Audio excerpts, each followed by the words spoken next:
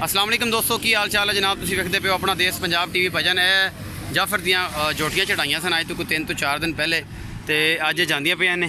अल्लाह तआला दी सपुर्द असीं करदे पे जनाब। ऐशा जोर जा रहा जी, ये बेचे ने जनाब वजीराबाद, अल्लाह दी सपुर्द करदे पे जी। ये 3 झोटियां सन, ये कुंडियां ए तुसीं वेखदे पे जी। कैमरामैन थल्ले ना विखा रहा तुहानूं।